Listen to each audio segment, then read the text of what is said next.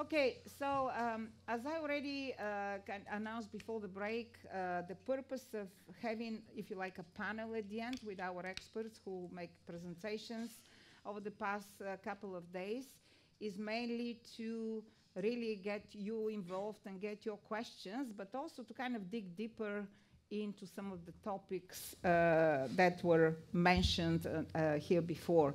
So the first half of this discussion will be more about structures for youth development. Of course, we are here in the under 14 age group get together, but of course, it's always good to think a little bit more about the holistic approach and to see where actually the work with these young players fits into the bigger picture for a federation or for a club, etc. So the reason why I, on the first day, started with some explanations as to, you know, what do we do at FIBA Europe and why, is exactly for that purpose. We try not to do things in isolation, what I do, what Michael does, what our competitions department does, etc. We have to really understand what is our strategy as an organization, and then to try to fit all these projects and programs and competitions within this cycle with the main goal of basketball in Europe to be stronger. We compete against other regions. We want our players to have the best opportunities to develop. We're very proud that we have so many at the highest level of the sport, of course, performing, and that all came from good systems or good coaching or both. So the idea of coming to this type of event is exactly this, is to share, to talk about the good and the bad and the ugly, to talk about the opportunities, and also how the environment around us changes and develops, and how we are obliged actually to get you know, in line with that and to fit into what the young players, the young people out there want for the future. So first question, we start first with obviously Molly and Nuno, and of course Alejandro also will add. It's about the academy structure, or what is the structure in your country and in the program that you lead on. And when you can kind of talk about this a little bit, just to also say the positives and the negatives. What are the pros and the cons of this kind of system? So Molly, with you first. Yeah, I work with, I work with the academy that's ran by our basketball federation. We begin to recruit the players. Say we begin to scout the players at around 13. But I'm not able to bring the players into my program until age of 15. So this year was the recruiting class from 2008. If players are under 2008, so they're 2009 group, they can come into the academy, but they're not allowed to live at our academy. So we scout the players, we bring them to Amsterdam, we practice full time. So we practice before school, so the system is a little bit different from what they do here in Portugal. We have a school that our players only go to school for 3.5 hours a day. So we practice from 7:30 in the morning until 9:30. They go to school from 10:45 until 2:15. And we come back and we practice from 3:30 to 5:30. And then we have dinner together. So there are some benefits to this, but I also see some benefits to what they're doing here in Portugal. The one big benefit that I see for the players is here, everything is free. I was actually very, very shocked by that. Our players pay around 500 euros a month for their living costs. So this says something about what type of players can come into our academy. And of course, if there is a player that can't financially make it with the 500 euros, we're able to help them. We find scholarships. We do certain things so that we are trying every time to get the best players into our academy. We play in the under 21 competition, which I have players from 14 to 18. I would say we're one of the top 2 or 3 teams in our competition, even with our younger players. But in the Netherlands, everybody moves up. So the under 14 competition is actually an under 12 competition. The under 16 competition is an under 14 competition. So we play in the under 21 competition, and the best players in our academy also play for a women's team. So they leave and they practice 2 days a week with the women's competition or with their women's team, and they play 2 games in the weekend. We used to do this on a different way, that the younger players went and played at the academy, and we kept all the older players with us. But then the younger players were playing twice the amount of games, and we thought that the switch was better to have the older players do that. So that's changed in the last 4 years, I think. Right now we are. Can I talk about regional selection? Yes, of Is course. that okay? Yeah. 7 years ago, we went away from regional selections in the Netherlands, and we went to regional academies. And now we are in the process of going back to the regional selections. The benefit of this is I think we see a lot more players. The downside is, we have to be very proactive with working very well and very closely with the clubs. So we need much more people to be involved in this entire process. So that's a process that we're just starting this year. It's not up and running, and we're having a really hard time getting clubs committed to helping, and also having enough time and energy from out the federation side to get everything in order to be able to do this. Something else? So we'll talk more after. Is it clear pretty much as to what? I just have one little question here before I pass over to Nuno to talk again about the pros and cons. It's more, this is on the women's side. Yeah. Does anything similar exist on the men's side? Yeah, we also have a boys academy program as well. Same facilities and same location as we have, and they operate almost exactly in the same way. I think similar to what Nuno said, the men's side is a little bit different because the clubs want to keep them a little bit more, and the club system is, let's say, further along than on the women's side. So they have a little bit more difficulties getting their top players in their academy than we do. Okay. Over to you, Nuno.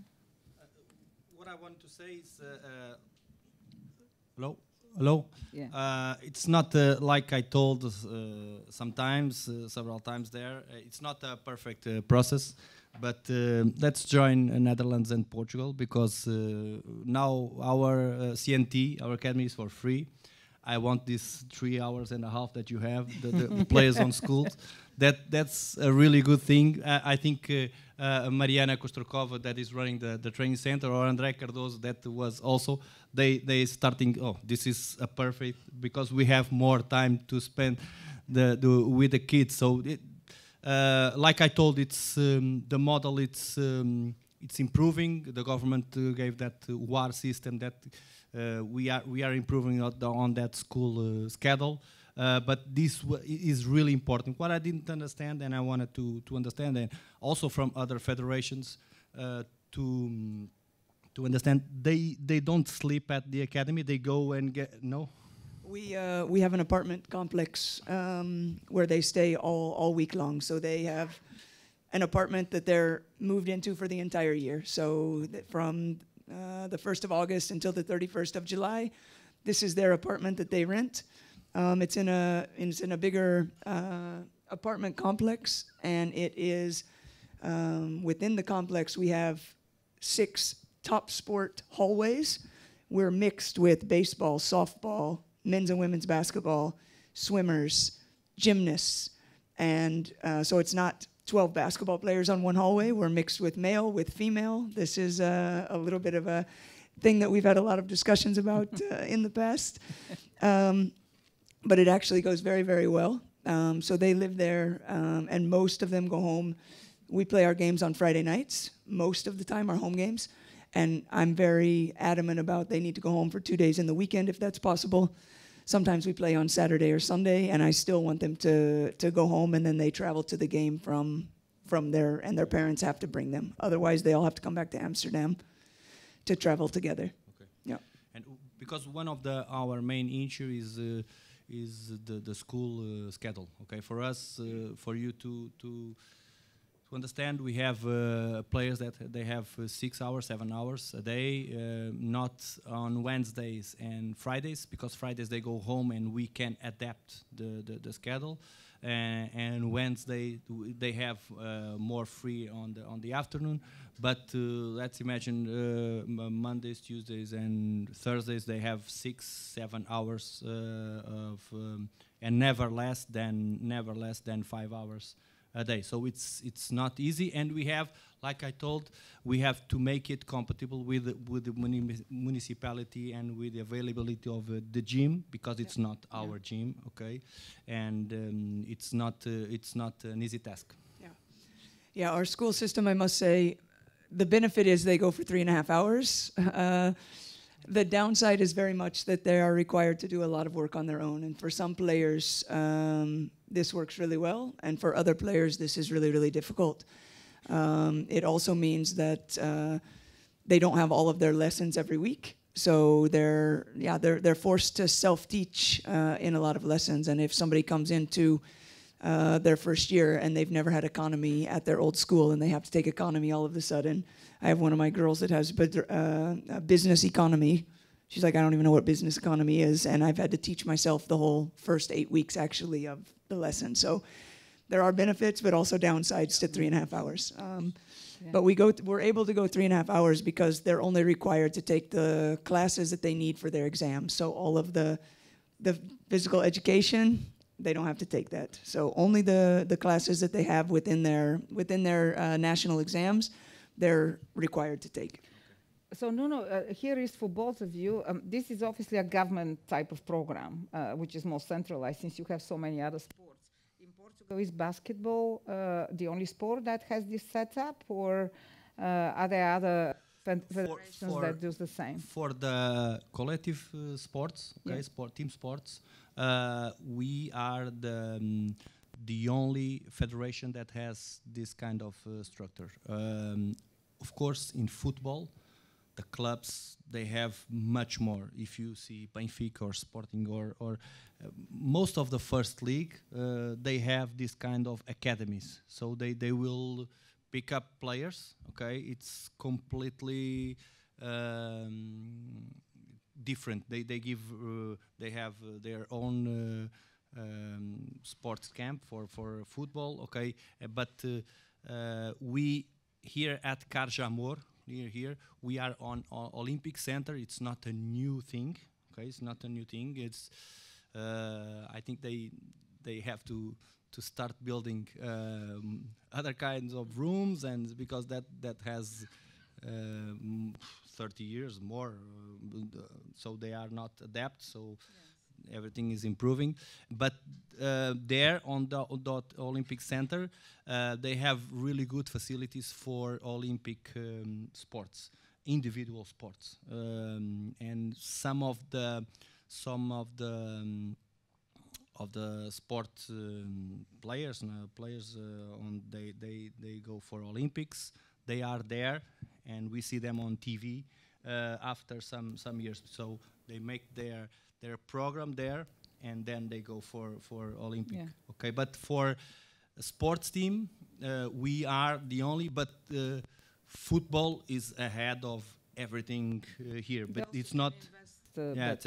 Because it's not the federation. The federation has other kind of investments. The clubs, they have their own academies. And this is what we'll talk in a minute, a little bit about the relationship. I want to bring Alejandro in now. First of all, observation, but it's also clearly Spain is leading in so many ways in team sports, not just basketball. For you, what are the benefits of centralized system led by the federation, be it academy, be it, because we know in Spain how almost like strict is obviously Elena is leading on the women's side, but what are the benefits and what are, if you like, the cons of this kind of system? Actually, I was speaking to Elena and to Jason during the break about this. You said the good, the bad, and the ugly. I'm going to be the ugly. Because from my point of view, sometimes it's about like recovery. Recovery is a really important part of the training. All for sure, Nuno and Molly, they know how difficult it is to manage this, because, and especially when you send to the class, because the clubs, they don't care. They just want the players to play 35 minutes because you take care in the academy, but then they go to the clubs, they want to win. Okay, this is the first thing. Okay, how you measure, the loads, especially under 14 and under 15, that they are, building themselves as a players. And this is the first thing. And I spoke to Elena because we have a really successful program in Spain in women's basketball. But what happened with the mental side? Because sometimes we are, and Nuno mentioned in his presentation, taking them out of the families. For some of them, it's really good. They are mature enough. But what happened for those who are not that mature, So they have, of course, some pros because they are able to train every day with the best players in the country. So the level is really good. So they are in the national team program and they're going to be much better players. But what happened, for this social part of the players? Because we cannot forget that we have in our hands under 14. They're kids. They need to have free time, enjoy with all the kids. And sometimes when we're talking about basketball, all of us, we are thinking about basketball players like robots, like, okay, we want them to get the best performance possible on the court. But it's good because I spoke to Molly yesterday and she said, okay, because we want them to enjoy and to do all the things. And we need to keep this in mind. It's really good. All the academies, and if they are lucky like Nuno, that they are, supported by the federation. This is really important. But the pros and the cons, what happened, for example, in Netherlands, in Germany, probably, they have good living conditions. With a normal job, they can earn good money. Why I will become a basketball player? This is, and especially the same, if we link a few years later, now is especially women basketball, going to the States, because it's maybe the only place in the world where you can combine study in the first place and then playing basketball. But it's not for all the players. It's not about the level of the players. It's how to fit in the right place, with your daughter. It's difficult. So this is the question that I will throw, to the air, because different federation, different ways to do the things. I like the way that, because if you get the best players together, at the end you're going to make better players. But also the cons, you are losing some players in the way, because at the end, the best one will be even better. But what happened with the medium that you never know? Maybe a couple of years later, they're going to, be like 20 centimeters higher. This is just to throw some ideas. Yeah. So I think one probably is more common to pass on because I'm also a parent and my child has been through different systems. For example, in one of the strongest European countries, which has academy structure, one of the best with great investment, what is the con and why some of their players also now are going to America, etc. It's because a child from the age of 13 to the age of 18 has to change school 3 times if they're in the system. First, if they're selected, for example, for the regional academy, they change school once. Then if they're selected from there for the national academy age 15, twice. And then after that, if they're cut or don't make the final selection, they have to go and graduate 3rd time. So at some point, of course, the players themselves are probably making, and what if injury or something happens in a way? So this is where the responsibility of making sure that basketball, of course, should be one of their top priorities, but education and family are equally there, if not even above. I think this is where the message sometimes gets lost. So I would like to then ask you the next question. And can I say something? Yes, of course. With our academy, I'm really lucky because I have a group of experts that work with me. So I have a nutritionist that I have contact with every day, every week, that works with our players. I have a psychologist that's connected to our academy that I have contact with every week. I have a performance manager. I have a strength and conditioning coach. I have a physio. So these things that... So now you jumped my question. That was my next question. Okay, sorry. My next question would have been exactly this. What is the structure, the staffing structure in your establishment, and then obviously Nuno's, and then of course we talk about Spain and potentially other countries, because we have here colleagues who also run similar academies. But what do you have as a structure? Who is on top? What staff is involved? Who is full-time? Who is, helping the programs? This is important too. Yeah. It's okay. Yeah, within our technical staff, I am at the top. I have a full-time job. I work with one assistant coach that's part-time. This is something that in the last 7 years has been decreased drastically within our academy. When I started, we had 3 full-time coaches and 1 part-time, but we also had a bigger group. So we had 27 players in our academy when I first started. And now I decided this year to have 14 players in the academy. So I'm with myself and 1 coach. The person that helps me the most, I have an amazing performance manager that organizes everything. So he kind of, let's say, leads my physio, my strength and conditioning, my nutritionist, and my sports psychologist. I also have, which is very nice because these kids are moving out of their homes at 14, I also have what we call a top sport lifestyle coach that takes care of, what kid, when they come out at 14, not all kids know how to wash their laundry or make sure that their hygiene is well taken care of or these kind of things. So I have a very good group around me that really helps me. I think something else, the players that play in the women's competition, I have very good contact with their coach every week. I share our load planning with them, so they try in their trainings to match the load that our players are supposed to have for that training program, for that training day, that practice time. And we also set a limit for playing time in the weekend. So they play 1 game with us, they play 1 game with their women's team. We look at the games, we see, okay, what is the competition that we're playing against today? We're playing against a very weak team.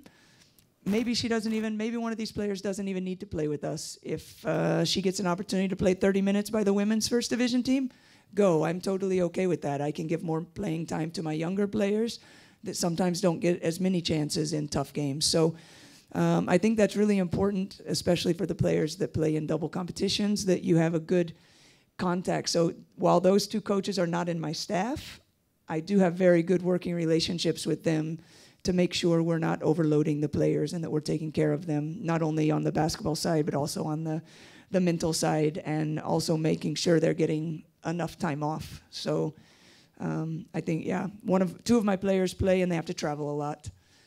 And they get off the court at 10 o'clock with their women's team. And normally we have practice the next morning, but both days they practice with their women's team.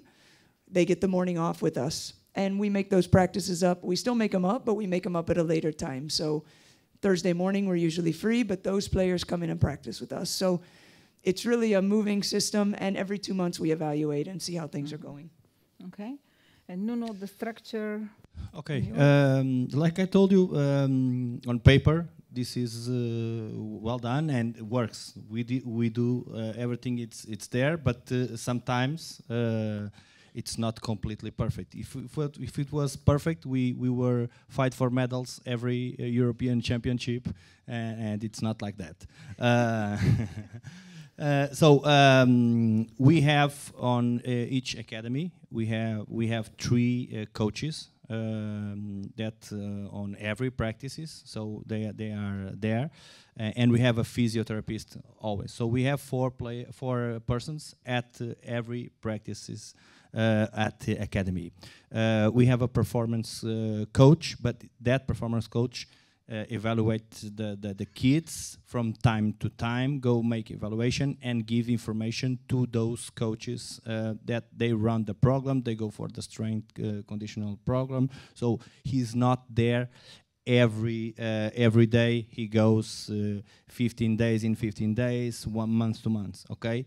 On nutrition, we use here at the training center. There is 1 person that takes care of all that stuff for the whole sports that are there. Okay, so we don't have a specific on our federation to take care of that. And on the boys academy, we have from school and from the other, I don't know how you call it's Santa Casa. It's, it's another department that gives that support, nutrition, but to be honest, not completely focused on sports players. So that's one of the problems that we have. Psychologists, we use the, on the boys, we use the from the school. So, but it's not completely present. Okay, it's for the whole school. So we have a problem, and medical support in both places as far as what stuff. So we have a physio, okay, Yeah. and we have connection. We have an agreement with a clinic here in Lisbon. So when there is an injury, we need to make exams. We go for a clinic, and that is a very good improvement that we have that agreement with. It's a really good support that we have for the academies. Also here on the Carjamor, we have also the support from the Olympic Center, so that works well, really well. So the facilities here are better here at Carjamor because there is many other sports, okay. And at Pontsor, when we have the boys, it's not so ready for sports. Okay, it's not so ready here. They are more ready for sports, not so ready at Pontsor. Okay, and Alejandro, let's just move to probably one of the top. Obviously programs. If you look, not just the results of obviously of Spain in the last 10, 15 years, and clearly I know the start and how it was built, and it took a while to kind of get the agreement, and we'll talk, just my final question later will be about the relationship with clubs and other organizations. But when you look at the Spanish teams, they pretty much look, as far as selection and build, you know what you're going to get as far as the type of players that are in there and the style of players. So this is the question: what is the system in Spain, and how is this achieved? What type of staff is involved in all this centralized program? I mean, in general, obviously overview. From top to bottom and the opposite, for these young players to develop in the right style of play for Spain? Yeah, I think this is the federation is doing a really good job in terms of some coaches like Elena. It's really easy, the communication. We have really good communication with all the coaches, all the clubs, and they're responsible for all these results finally are the clubs, because are who they are training with the players. Because in the women's, we have like the academy. But in the men's side, the academy finished maybe 15 years ago because the pressure of the clubs. But you will speak later about this. You know, Barcelona, Real Madrid, they didn't want to have this academy because they want to have the best players in Spain. So at the end, the players, if you choose between Real Madrid and the academy, you choose Real Madrid. So this is the thing. But I think that... and we spoke yesterday in the lecture about this competitive spirit that we have in Spain since the kids are really under 10, under 12. This is in all Spain, in all the clubs. You know, at the end, we press full core in under 12. This is good or bad? I don't know, but all of them, the 8 teams, you know, those who compete for the Spanish Championship, they do it. So at the end of the day, is in all the coaches. So we have the same ideas coming that because we are in the level 3 coaching degree, we have every year around 200 coaches, new coaches. So it's a lot of basketball coaches. So the ideas are more or less the same ways to train and to the tactics that under 18, under 20 that we use, but this is the profile of the Spanish player. Maybe not the biggest, maybe not, but they know how to compete. And when you see, let's say in the last year, a Spanish team on the court, they will compete. I mean, this is in the DNA. How? Because of the coaches of the club. All of them, they are pushing. We are lucky that in Spain, like Nuno said before, the number of licensing. For example, women's sport, basketball is number 1 in Spain. So this is important. And basketball is number 2 in men's sport. Yeah. So at the end, we are far from football because this is, and I will give you a detail. Football is the only sport who is not receiving any money from the Ministry of Sport because they don't need the money. They have more money. And it was a bit of a scandal when I was in the Spanish national team, because we went together with football to a competition, and we used to have the players in double rooms. And they said, no, no, no, football players, individual rooms. And the ministry is like, no, no, no, we are not paying individual rooms. Don't worry, we pay. Yeah, yeah, of course. So this is the thing. So football is so far. It's just like a different level. But in terms of basketball, we are lucky now with all this generation, starting here in Lisbon in '99, Pau Gasol, all these people. They got the result, but also how, you know, it reflected to the society in terms of, you know, role models, better than football players. Yes. Because we are lucky, male, female. Now the president of the Spanish Federation is Elisa Aguilar, who was a role model as a player. So we are being lucky of this, and the way we transmit and we share the ideas to compete, how to train. I think, for example, I'm talking most as a strength and conditioning coach. I may say that all the strength and conditioning coaches that we have in the Spanish Federation, 90% of them, they are level 3 coaches, basketball coaches. So we can understand exactly if Molly is the head coach and she wants to punish the players, okay, in my part, I need to balance. Because I understand why she's punishing the player, because of a bad result, a bad behavior, whatever. So this is important in the sense that we have like a common language as a basketball coaches. Also strength and conditioning coaches, we can come here with, you know, the terms aerobic and no, we talk about endurance, because all of us, we understand. So this same language in terms of coaches, and I think from my point of view, this is one of the, let's call, secrets that we have right now in terms of competitiveness. This is very good. So my final question before I open to you for your questions is about the relationship. We all know one of the pros and the cons is the relationship between federation centralized programs and the clubs, especially when we are talking the young players and their development. And I remember a few years ago, actually, we asked the previous technical director of the Spanish basketball to present their model and explain, and he said it took more than 10 years to build this strong relationship, which is for each player to have the triangle player, club with and the parents, and how is this linked to the federation. Just a simple reason, in the national team you see these players, for example, playing in a different playing position, and in the club they're playing inside because they don't have a tall player. So how is this relationship with the clubs? Starting with you, Molly, first. Well, I think when you have an academy, I think in any country, there's always going to be people that are against academy, and they don't want to lose their top players. They want to keep their top players so that they can compete for an under 14, an under 16, whatever age level for a championship. And I don't know that we're ever going to change that. I have a lot of conversations with club coaches about giving and putting the players in the best situation for them to be able to make a step later on in their career. And that's the only thing that we can keep trying to do is tell them, and like Alejandro said, yeah, in the Netherlands, yeah, jobs are good, education is very, very important. There's not a ton of perspective for basketball players, to be honest. We can send them to the States, but in the end, it's always a difficult thing that they're going to choose basketball over making 150,000 euros a year in a job. Yeah, that's never going to change.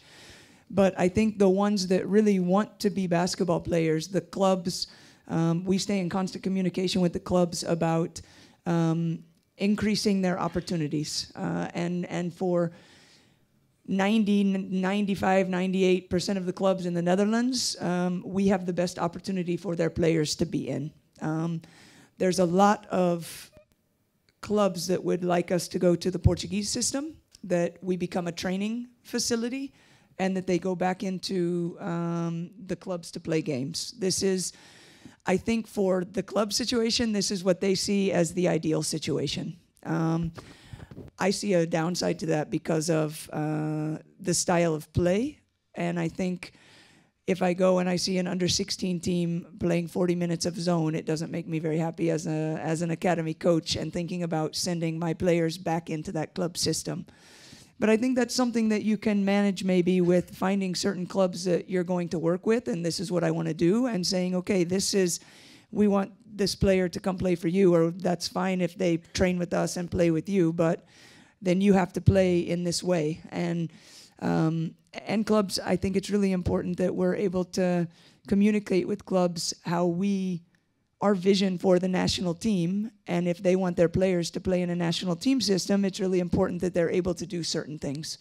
If we're developing players and they can't play one-on-one defense, and our vision as a national team is to play full court man-to-man, and your player can't stop someone full court, yeah, she's a great player. She can score 20 points a game, but she can't guard anybody in a one-on-one situation. So I think from our side, it's two things: working together with the clubs, but also communicating well the vision of what we want to create for the national teams and for the academy.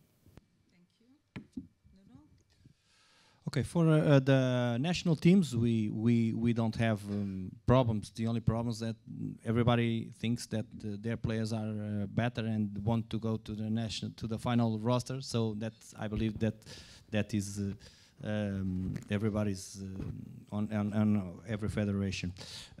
On the academy, the CNT, it's different. So like I told on the presentation, not every invitation are accepted.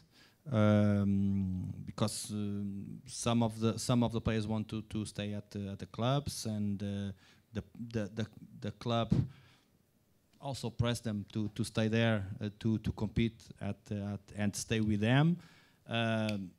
Maybe also because they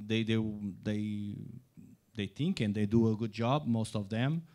So we respect that. What we have to see if we have enough prospects, players to make an academy.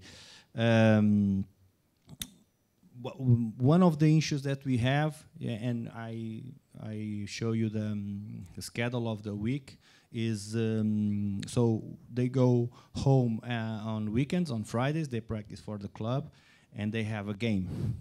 And when I said, I don't know if you remember, most of the time they are free on Sunday, most of the time. So when the competition starts so we don't have restriction, for you to know, we don't have restriction between competitions. For under 14 and under 16, they can only play a game a day.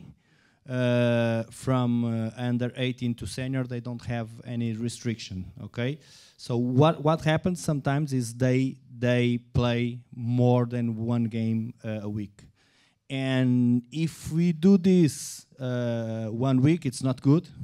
But when the pressure of the wins and the competition, and we see 1, 2, 3, so they need to stay, like Alessandro said, they need to stay with the family, they need to go to a cinema. There is more life than basketball, or they will give up basketball really, really earlier. So this is one of the things. So this balance, it's not an easy thing for us to do. And of course, it does not make sense for them to play 2 games on weekends and they rest on the CNT. Okay, so we are there to perform these players. So this is an issue that we have most of the time. So like I told, we have communication every week with the clubs about what they did, what they are feeling about injuries, if they have any problem. We have that communication. Most of the times with some exceptions, we don't have feedback, okay, about when they come back from the clubs, and the coach, when this happens more than usually, the head coach of the academy try to speak with the club. It's not an easy talk. Sometimes it's me, but I cannot say, sorry about this, but you are stupid, you are going to put this player all the time. So you know that when we are on certain spots, we have to take this and say, look, this player is playing too much. He needs to stop this weekend or something. But this is not an easy talk. Okay, this is not an easy talk. We try to do. We are worried with this, and maybe this on this model is our main problem, and especially because they are kids and they need to have other life besides basketball, or like I said, they will give up when they are disappointed with something. They will think that this is not worth it. Okay, we cannot. I'm spending my time and I didn't play this game. I didn't went to the national team, and because on this road for these kids. Sometimes they don't reach the goals on the middle of so I think this is exactly what we'll follow up now with Michael. He'll dig in a little bit more on the balance and the technical side and with all of you. But I think while we are transitioning, probably it's good to open the floor if you have questions for them related to what we just spoke until now, about the structure, about the staffing, about anything related to academies and in general centralized programs. Do you have a question at the moment? Or we are ready just to go into the coaching and the technical side with Michael. So let's swap. No, I'll go down.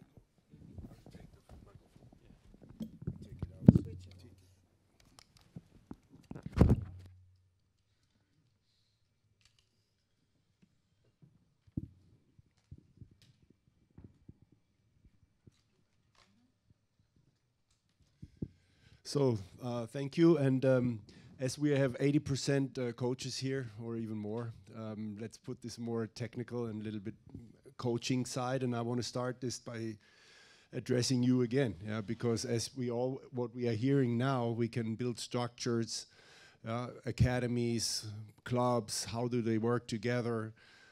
Do we need to protect the players because they are not doing a good job in the clubs? So at the end of the day, one of the biggest tasks we all have in Europe is we need to have good coaches, and that's you. And that makes it a lot easier in everything we do. And it's our main task must to be developing players, not to win the under-12 championship. I know you all heard this. I know you all agree on this. But actually, if you're on the court, then you want to win. And then maybe this girl played already 40 minutes in the academy. I don't care. She needs to play, otherwise we lose. We still, if you go, be honest to yourself, you have to admit sometimes you do this. And this is something we need to step up on the coaching level. They always ask me, especially now in Germany, okay, why you had one Dirk Nowitzki, why do you have now 6, 7, 8 NBA players? And for me, it's pretty simple. We created the 18 first division teams. They all needed to build a farm team, a youth program. So you need to have one youth coach, one assistant, another coach for the program, and then a little couple years later, now they build another or they have another coach for mini basketball and school projects in the city. So 3 times full-time employed coaches for 18 teams makes 54 coaches, full-time employed, well-educated. And I think that made a big boost. And for me, okay, going to academies is a good thing. We saw it in Incept. But at the end of the day, as we talked all social, I would like my player, if he can play at home, if he has good competition, if he has his family around, if he can grow up as a normal person and have good practice, good coaches, and so on. So this is only my little introduction to this. And now I would like you guys to give me an answer. What are your biggest struggle in coaching? What is your biggest problem when you're like, is it like finding drills or doing with a player something individual? What is more difficult for you? Let me know, or us. Now you can talk. Wake up, wake up. It's been a long evening, but okay. I'd be interested to know how much technical to tactical. So Okay. But the question was, what are you struggling in your daily life? With the players, with the... That's a struggle. The struggle is to get that balance right. So how do you paddle? Okay. Manage So between individual development and tactical, okay, that's to find a balance in practice. Okay, good. What else? In our association, we've got now 400 children in mini basketball. We have boys and girls playing basketball for 3 years. I walk in and they don't know how to dribble, they don't know how to pass, they don't know how to shoot. I think we are not teaching the fundamentals of So problem of teaching the fundamentals. That's okay. Struggle. Good. Anything else? Everybody should struggle in something, or you're all perfect in your... don't... Usually first thing, dealing with the parents. This is always something I have to deal with the parents. This is not my... Anything else?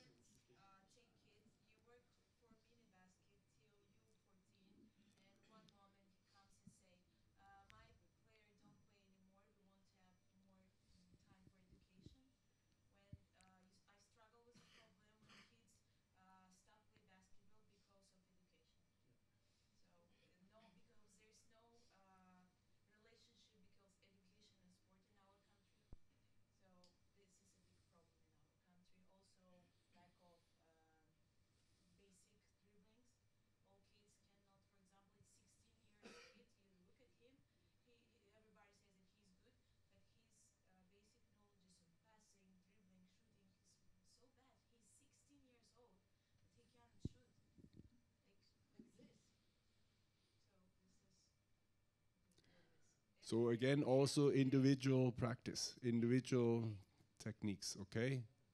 So, okay, then I will, yes, Arek.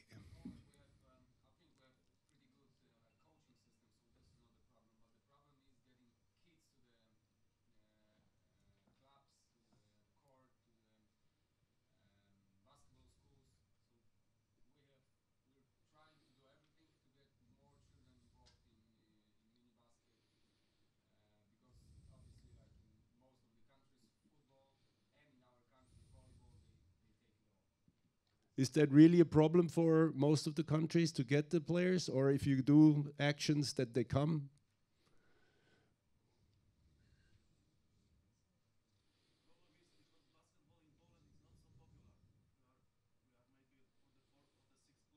Okay.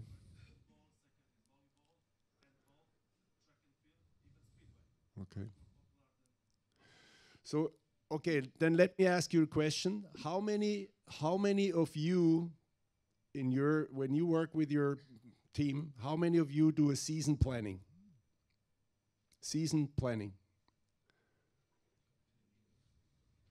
Okay. So I want Molly maybe to ask to answer how important it is to have a plan what you do with your program, team, or whatsoever. So because this was maybe 30% are doing planning. So Molly.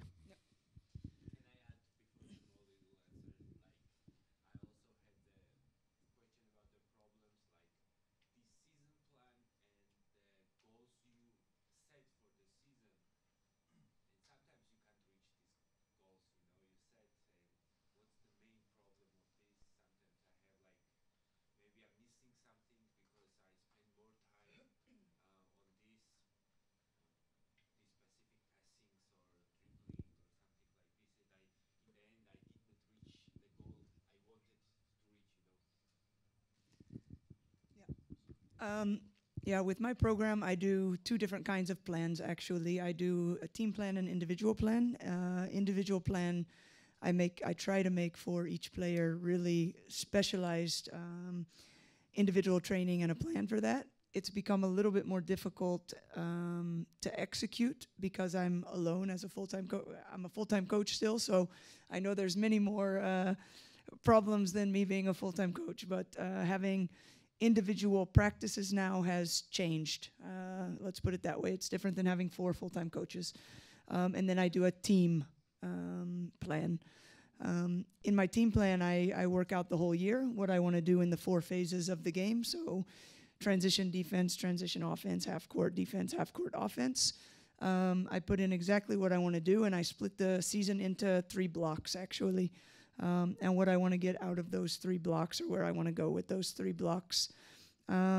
My problem that I've had in the past is, if it wasn't perfect, I didn't move on to the next thing. I've gone away from that.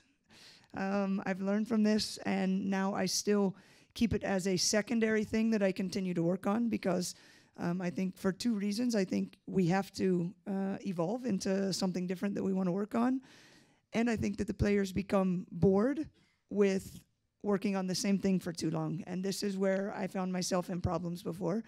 I thought, I'm not going to do something else until they've perfected this. They're never going to perfect it. Yeah, it's never going to be as good as you think it should be. Never, ever, ever, ever. So my new assistant coach now is really helping me stick to my plan. This is really a problem for me. So it's good to have that organization from his side that he can help me.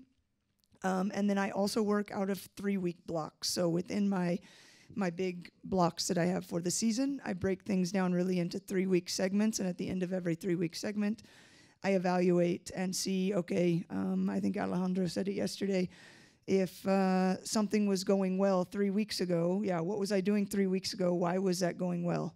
I think that's something that I have to keep coming back to every time when I see how we're based on how we're performing or how we're progressing. On the individual side, we let our individual players, I sit down with them and I have a talk, what they want to work on, where they want to go, what their next step is, and we make a plan together for what their focuses will be. Every player works on individual goals, so we have 3-month goals, and we have weekly goals to help you reach your 3-month goal. So this is something that we've just started this year that's really helped, I think, keep the players feel more responsibility in the process that they're being involved in, instead of us as coaches spoon-feeding them everything and saying, okay, today you're going to do this at practice, tomorrow you're going to do this at practice. I've given a lot more responsibility to my players this year, and the motivation level from my players has gone up a ton.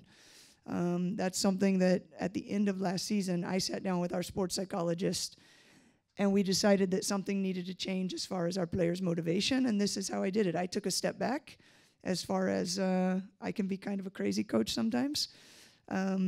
So I took a step back and just really put more responsibility on the players, but also on the team. So I also give my team more responsibility in what we're doing.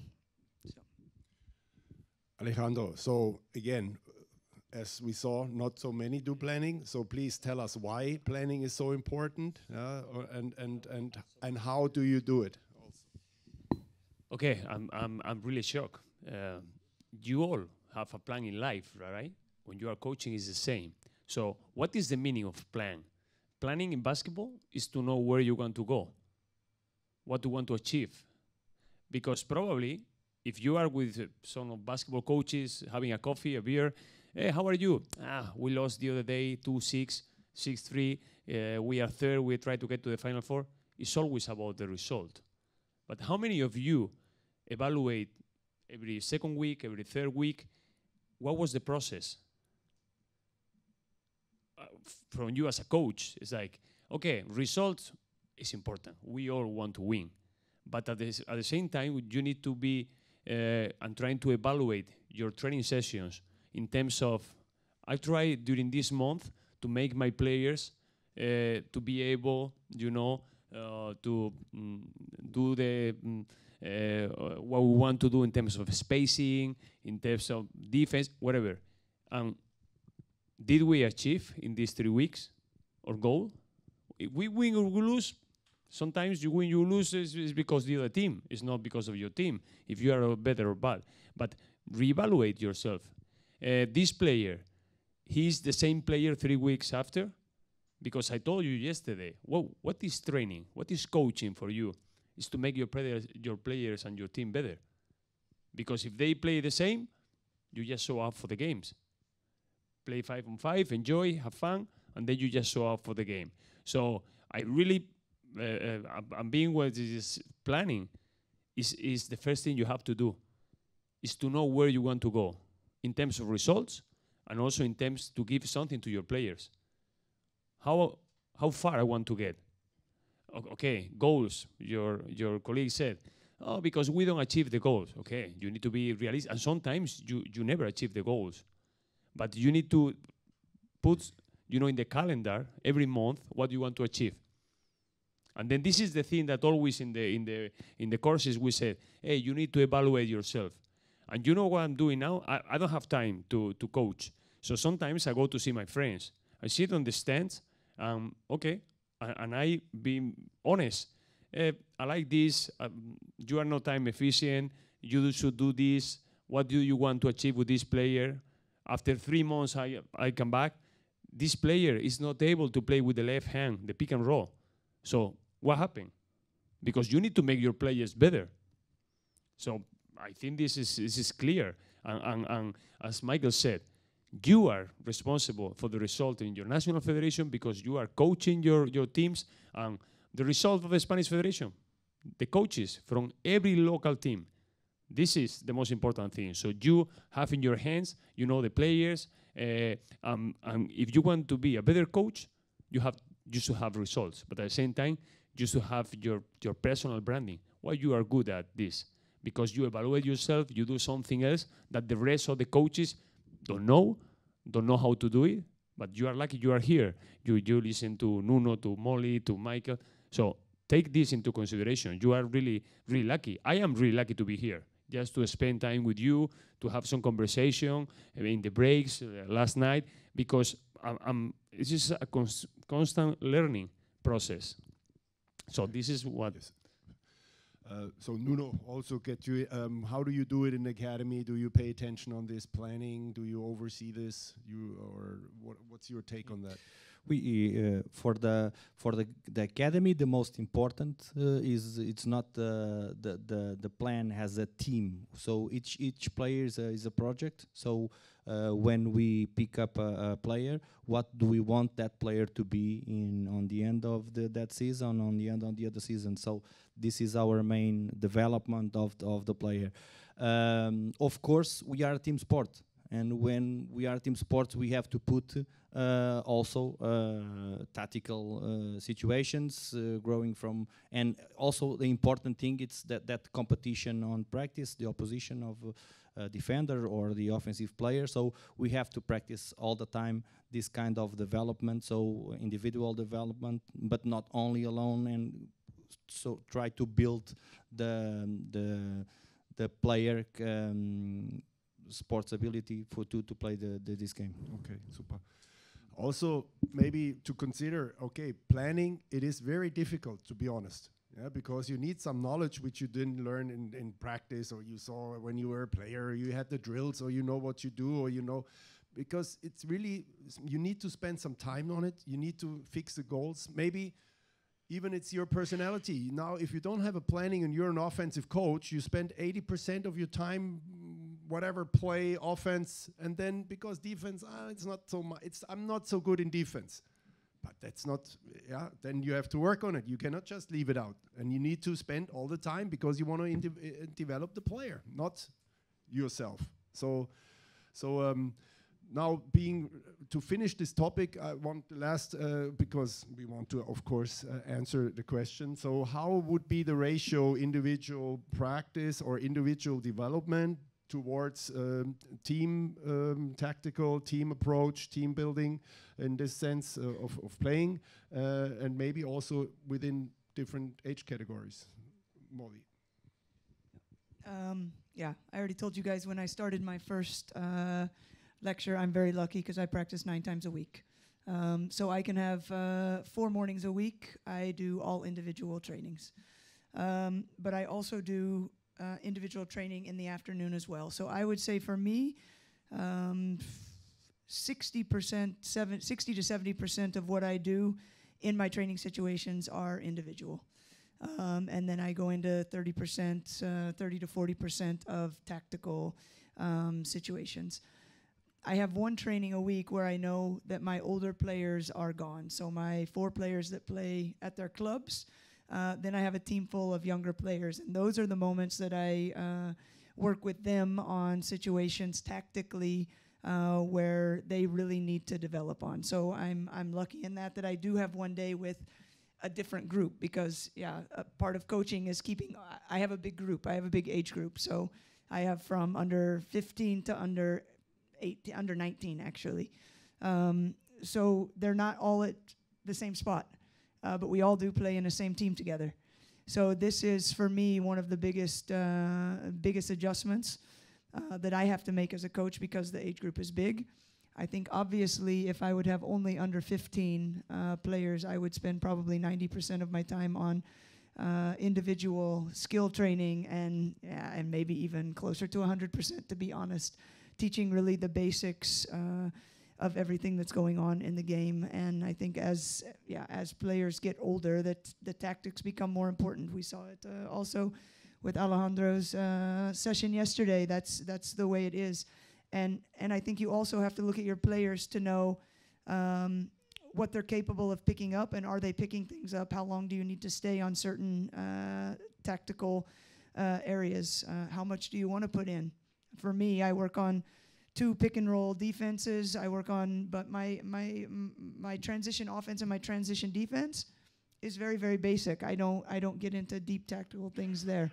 But it is important as an academy that we're preparing all coaches, that we're preparing them for their next step, whether their next step is going to be going from under 14 to under 16 or going from an academy to a Division I university in the States. The idea is that they're prepared. And for me, the thing that I changed this year, this is my 3rd year, I'm starting my 3rd year as the head coach.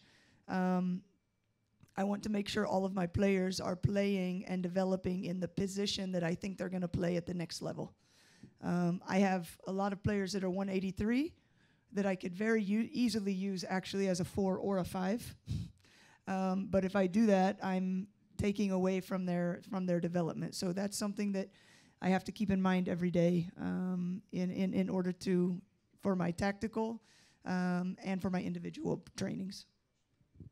Okay, thank you. Alejandro, so now we've individual practice so versus team tactics, 60%. Yeah, a little bit what else comes into account is, and Alejandro, give me maybe some concrete numbers under 14, 16, 18, strength and conditioning. Per week, maybe, how many times would you say? Own body weight, we had this already, but how much would you implement even this into the sessions? Okay, this is a tough question for easy answer, but I will try to give you just numbers. I think if we go for under 14, even under 12, we need to go from some basic things in terms of to make them think how important is the warm-up, what we can do in terms of, let's say, strength and conditioning, which is not for example, we spoke yesterday about agility, how to work the agility, some pickup games at the beginning of the warm-up. So up to under 14 has to be games, but telling them how important is to do the warm-up, the cool-down, no physiological benefits under 10, under 12, but we are sending them a message. When you finish, you need to do a cool down. The cool down can be sitting with them, talk to them, but you just create the what is important in terms of this sport culture that they will have. For under 16, then you can start working on body weight. I won't recommend anything else because some people they want because this is a sensible stage. Women will develop faster than male, but you need to take into consideration. Yesterday we saw one Portuguese player, really long arms. Okay, we need to take care of this. We cannot. This menu, even if you're gonna be alone with your team, has to be not individual because it's difficult. You have 12 players, you are alone, but you need to give what are the limits in terms to don't hurt them. Or I don't like this strength conditioning thing because my coach no. has to be something at least fun, working in the basic, creating the bodies, and then under 17, under 18, then you can start getting them into the fitness room, teaching them how to do the drills in the right way, which is, if you go to any fitness room right now, in a hotel, whatever, you see some people doing crazy things because no one told them how to do the things. So it's important to create a habit and also to tell them how to do it properly. So just to make the summary, under 12, just games where you can work on the speed, you can work, coordination, you can work on agility. Under 16, on body weight. Under 17, under 18, senior, then you go for that. But and I want to say, coming back to the numbers. So under 16, is it all in practice, or you say, okay, 2 times a week, I want them to be if you extra practice? If you have the time, that's fantastic. But what is the reality? Sometimes you only have the practice. So my suggestion is, if you train 3 times per week, 4 times a week, you have 1 hour session. Okay, do everything what comes to strength in terms of body weight, do it at the beginning of the practice, before you start. It will help you also as a warm-up. And then you go to the session. But we need to be careful. If we work, jumping ability, because some of you ask me about plyometrics, things like that. Remember, the basketball is a jumping sport. So if you do this, then the drills that you will use in the session has not to be with a lot of jumping, because at the end of the day, you overload them. But you can do some circuits, which is easy. 15 seconds, 15 reps, make a circuit, whole body, with on-body weight drills, sit-up, push-ups, make them fun, but not too long. And then you can do that. If you have separate sessions, that's perfect. Always before the training session. Okay. So, season planning, micro cycle, macro cycle, mesocycle. Yeah, some people heard this. Okay, please take a look. Now we want to open again other questions from your side. What do you want to know? Maybe also, because we have them both here, maybe also related to their sessions which they showed us. Anything you wanted to know, anything else you wanted to discuss, any questions you have?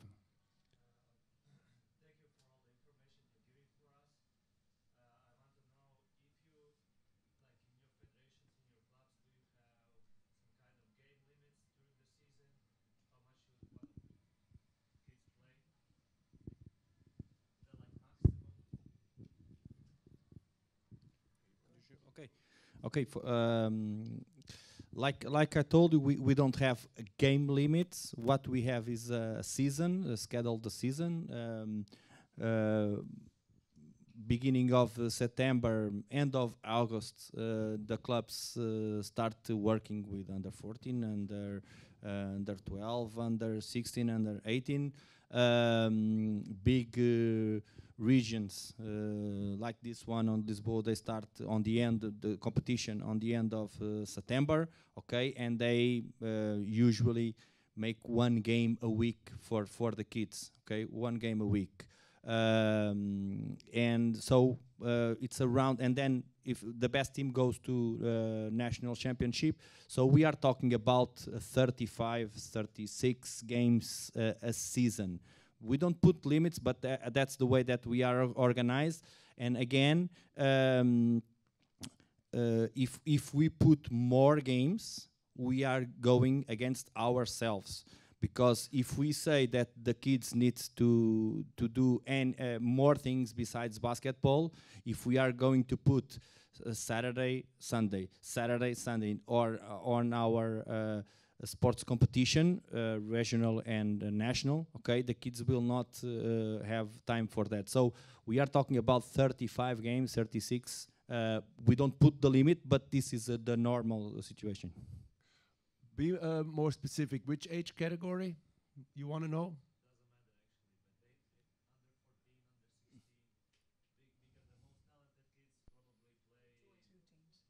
Yeah, so, okay, under 16. Under 16, Molly, what's your recommendation on this?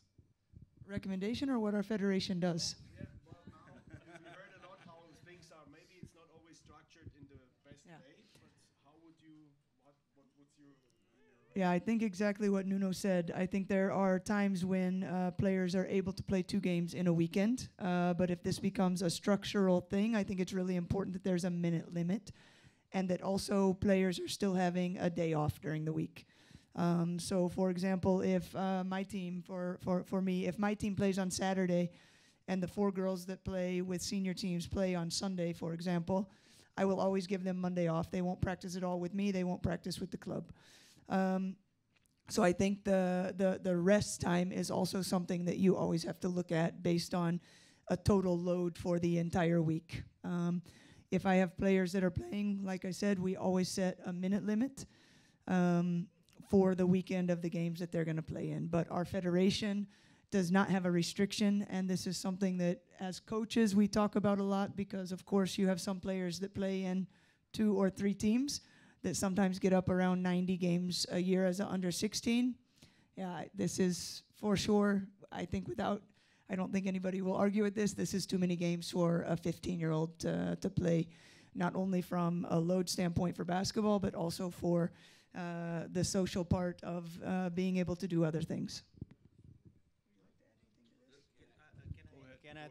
So, like Molly said, so let's imagine we are talking about the structure for under 14. So this 35 games season.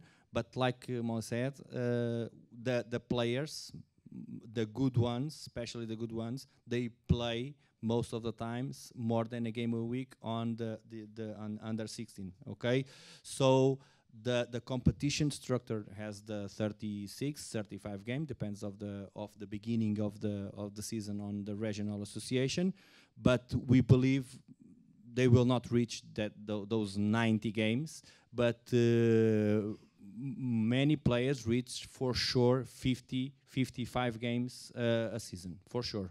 Okay.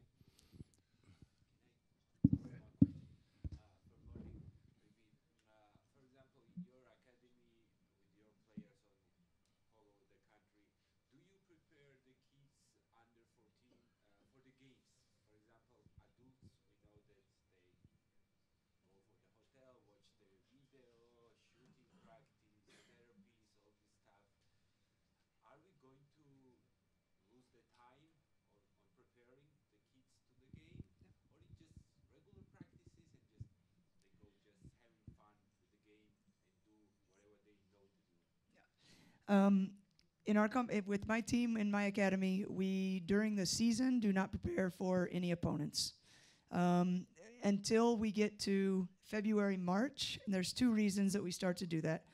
In playoff time, I do prepare for opponents, and not only to prepare for opponents because those are really our performance moments end of the season, but also to prepare my players for national team situations, because in national team situations, as we all know, coaches come in, you prepare for opponents, you have a different opponent every day.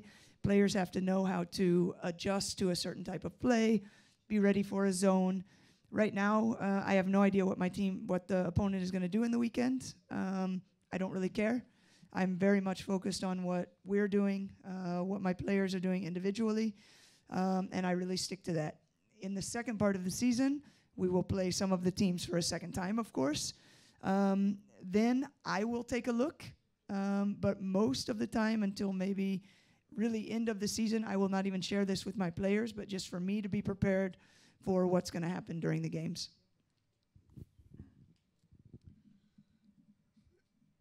Arek.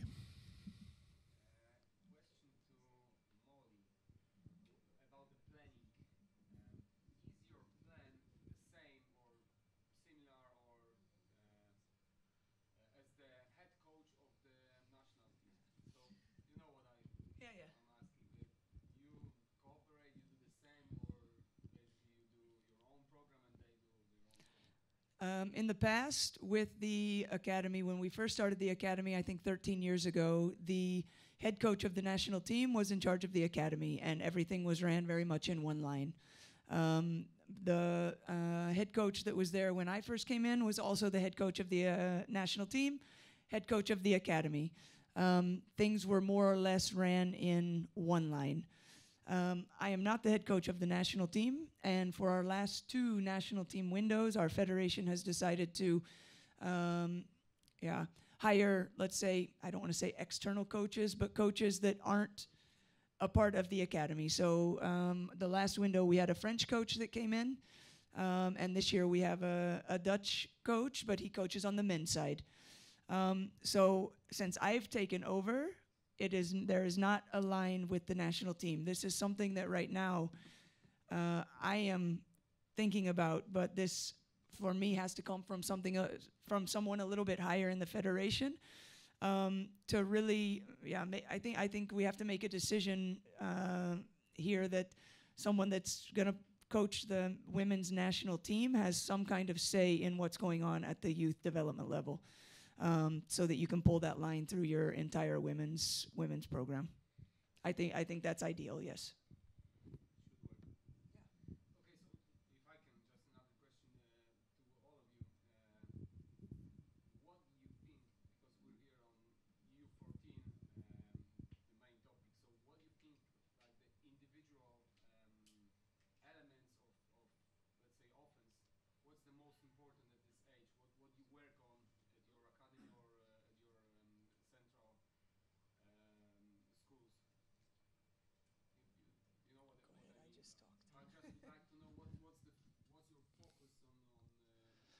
The focus, I think the fundamentals of shooting, passing, dribbling, defense. So the basic fundamentals on under 14, for sure.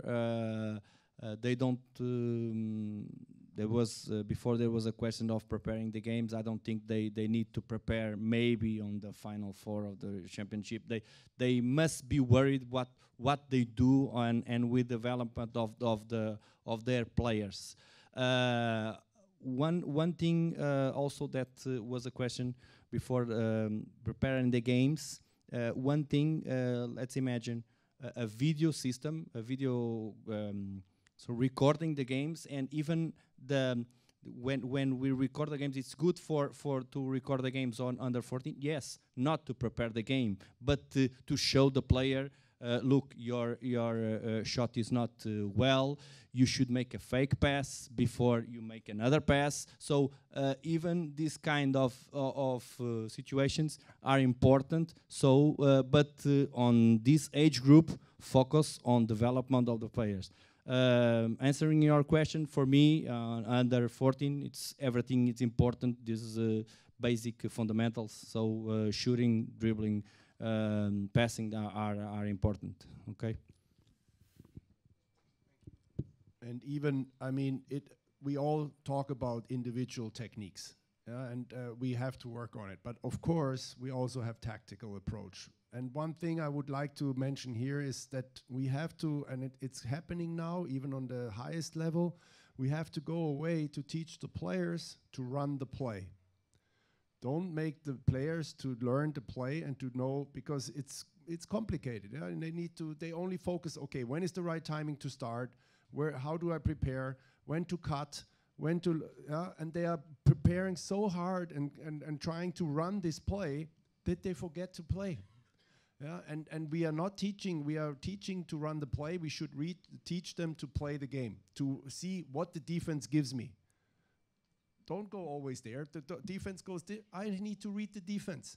And this makes it easier when you have a more open kind of play form. Don't give so many rules. Don't say, okay, 5. You need to run 5, so number 2 is going to get that shot.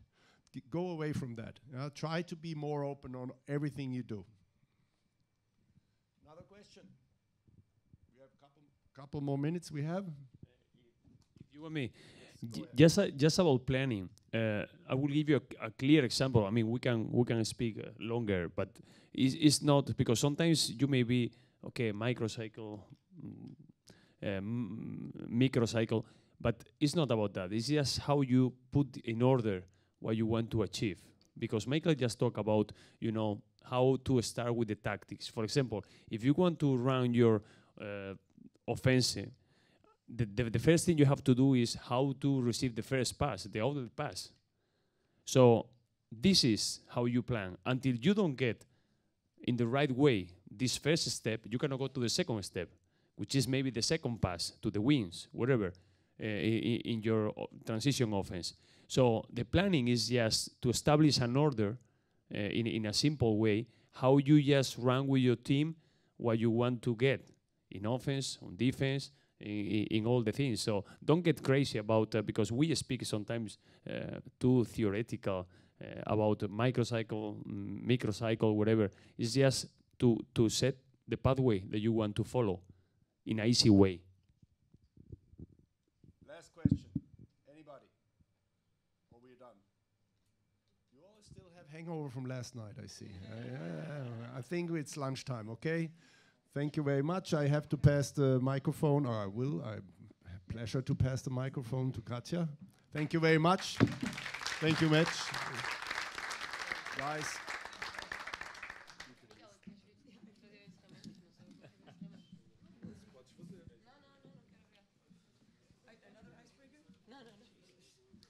Ready for another one? Fala sentado ou em pé?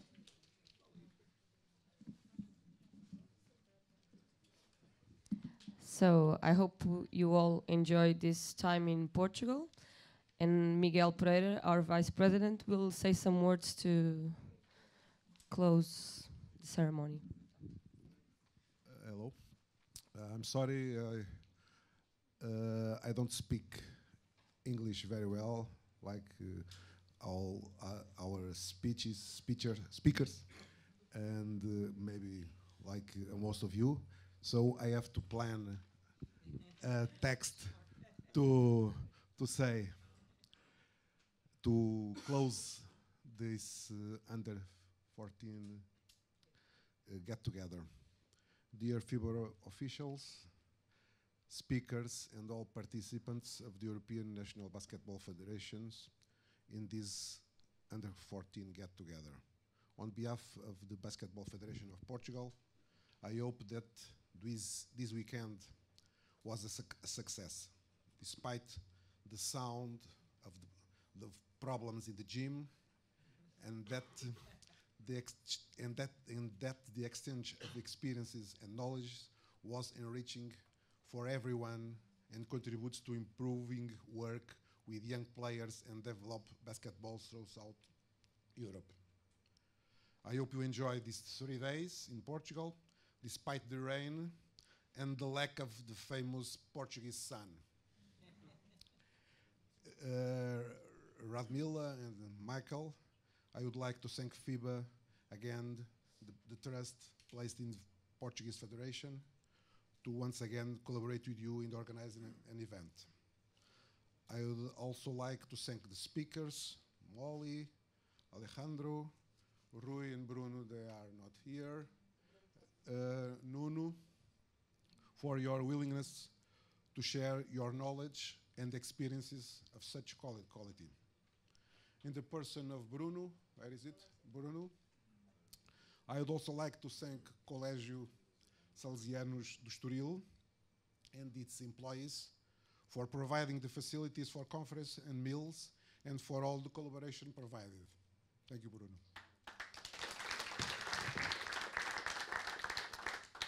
Last but not least, thanks and congratulations to the team of Basketball Portuguese Federation and the Lisbon Basketball Association, led by Katia Mota and Nuno Manaya. Good job. I wish everyone a good trip back home and good work with young basketball players.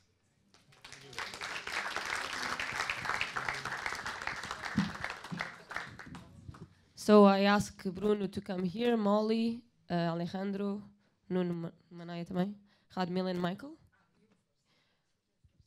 Yeah, we can change. So.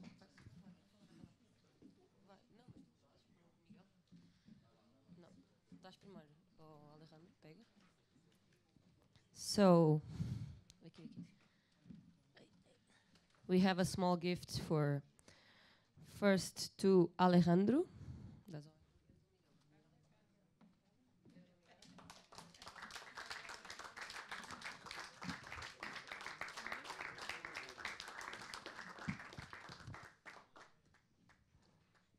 Now Molly.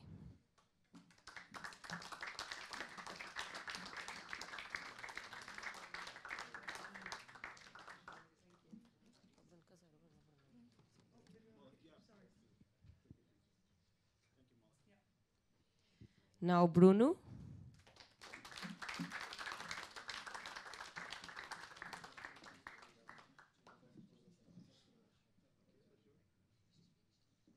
And also for Bruno and for the Salesians, you have a gift. And now Radmila. And Michael, you can both join.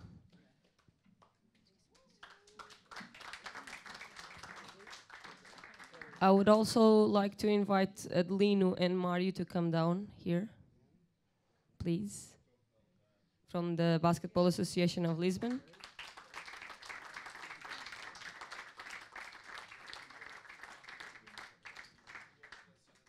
And we will take a picture all together.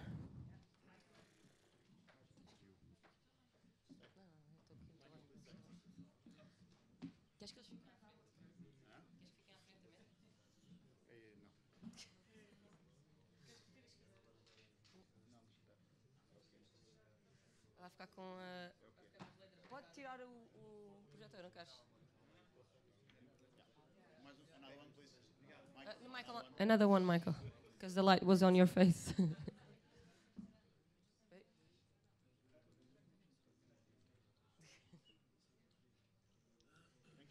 Okay.